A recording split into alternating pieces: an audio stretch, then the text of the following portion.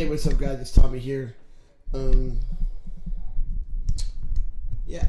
So as you can see, we have a little bit of a new setup, and I'm hoping that what we'll do is give me better quality of sound and help you understand me better when you're listening to this. So as you know, today is Sunday. Happy Easter. Please give me your check-in tomorrow, Monday. I'm going to hopefully have this uploaded today. So please bear with me. Lots of new stuff. Lots of new stuff. So let's talk about weight loss and the mindset of weight loss.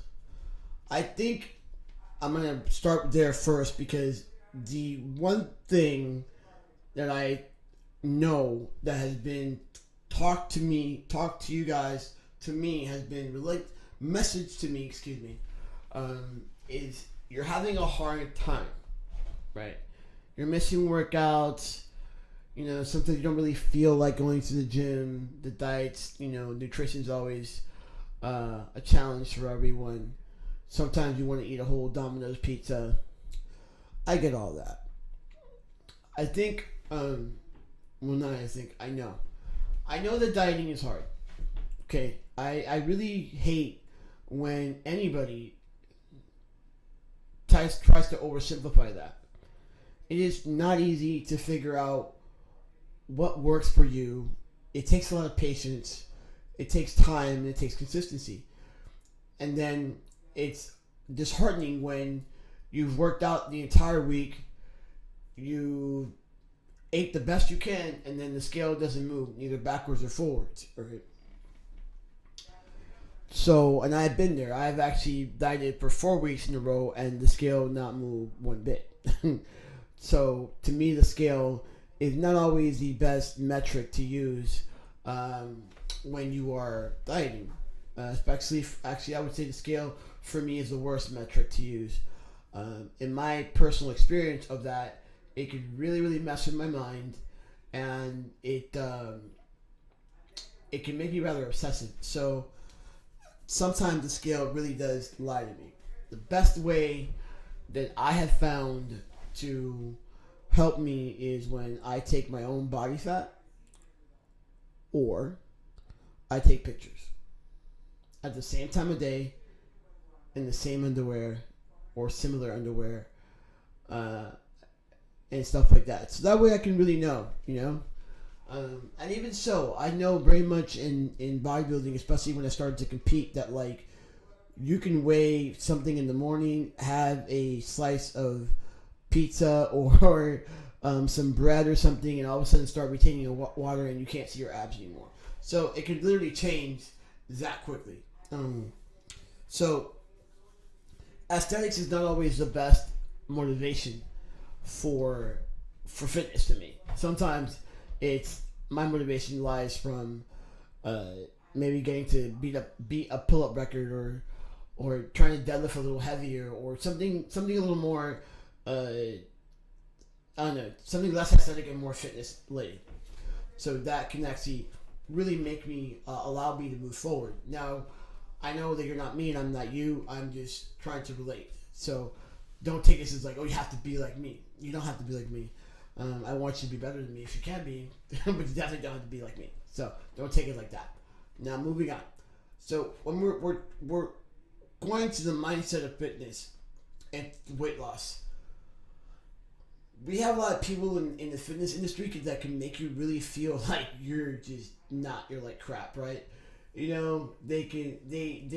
think they're being motivational when in all senses they're actually just making the entire thing disheartening. Okay, so I'm gonna drop a couple gems. It's your journey and your journey alone. That's it. Like, really, in the race, there are no two snowflakes that are alike, right? So we all have different cultures, we have different body types, we have different blood types, we have different food allergies, we have different stuff that makes our system unique. Your age also takes account of that, so it makes your system unique, and whatever you're going to do for your weight loss is unique to you. So you can see Simeon Pineda on your Instagram, and that man looks like ripped year round and stuff. He's always like ripped. If you look at his body, like years ago, he's a mesomorph. He's one of those people who are genetically gifted. The man can eat pizza for like a whole week and probably never gain a ton. Like he's just not. And on top of that, he works out. You know, so comparing yourself to Simeon Pineda, although I'm not saying he's a bad trainer or anything like that, is really just like killing yourself. Like don't do that. You know, and I also want to reiterate, and I think I've said it before in another video, that people in the fitness industry are not always 100% honest with you. Okay, so yeah, they're dieting, and they're dieting for weeks, and they're being really strict with their diet and their game plan, but they're also taking stuff. Maybe eating cancers, maybe they're not. And I've had like doctors come up to me, like medical doctors, cosmetologists or whatever, plastic surgeons. There we go. Come up to me and be like, "Hey, you know what? I see you have like a little bit of fat around your abs. I can take that off for you, and you'll never have to worry about that again. You'll be ripped year round." It's so like, and it's a tempting thing to do. And some of these guys will tell you that, like, you ripped year round, like, yeah, because the doctor helped you get that way, and there's nothing wrong with that. And there's a reason why people in the industry don't tell you that. It's because as soon as they say something like that, then their credibility is out the window. And unfortunately, we hold people in the fitness industry to a really unbelievable, unrealistic standard. But that's a whole other topic. But I just want to make sure that you're using the right metric. Compare yourself to yourself. All right. Then the other thing I can tell you about the mindset of dieting is really, the mindset of dieting is kind of the mindset of goal seeking, right? You are fighting yourself and your urges and your habits. You're normal. Your body it loves its normal. It loves where it's at. It doesn't like to be pushed to do something else. And so the minute that you try to do that, it will fight back and kind of convince you to stay in normal. So that's something that you have to be aware of. So it's going to take time and patience and consistency to create a new normal. Like, okay, you know what? I have the goal of waking up in the morning and doing cardio, right? All of a sudden, you wake up and you're like, that bed just feels so good to you, and you're like, your mind can think of 1,000 reasons for you to stay in bed. And you just really got to be like, hey, I'm going to get up and go. Just go. Have the shoes and whatever else you need to go to the gym, or if you're going to take a walk around your neighborhood, whatever, have them there ready to go and literally slip them on and just go through the door. Even if you only walk for like 5-10 minutes, just get it done. All right? Because what you're fighting is not necessarily your actual tiredness, but you're fighting your psychology at that point. So the mindset of fitness and getting in shape is not always this whole like, oh, I'm not strong enough and I'm not this enough. It's just that your mind's used to being at a certain weight and height and all this other stuff, and you're kind of like messing it up, and it doesn't really want to be. So you really have to fight yourself for a little bit. All right? It's a fight that can be won. The mindset of weight loss. And there are things that you could do that people do all the time that create vision boards, goal setting, time management, all that planning.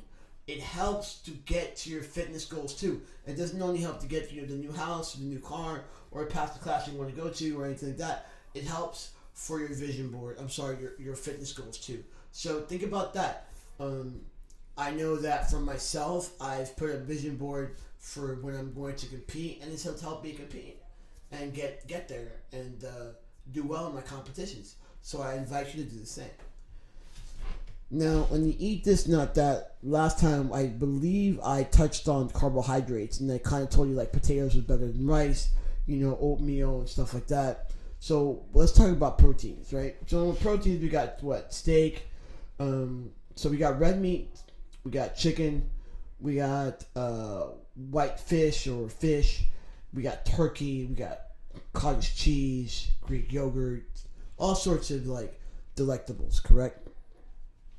Now, if you are going to diet, right? You want to lose body fat.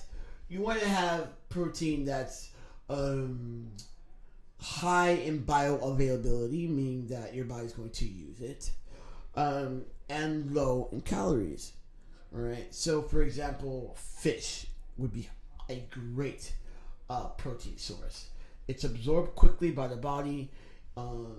It's super light. It doesn't have a lot of calories, but it does have a lot of essential fatty acids and has a lot of protein. Right? The protein that your body just uses. Chicken's another one. I'm a big chicken fan. I eat a lot of chicken breast. Why? Because again, low calories. I'm so sorry. Low calories and then high in protein. So chicken is one of them. Steak and beef. Let's talk about steak and beef. Beef is not a great source of protein when you are trying to get lean, unless you're going to have it with a no carbohydrate or low carbohydrate diet, because it has a lot of fats. Same thing with steak. Steak is another one you have to kind of, it's a hit or miss. So if you're going to have it on a no carbohydrate or low carbohydrate diet, steak is great. Steak is not good when you're combining it with other carbohydrates, because it has a lot of fat and a lot of calories and so on and so forth. So that's just to give you like the mentality of what you should be doing.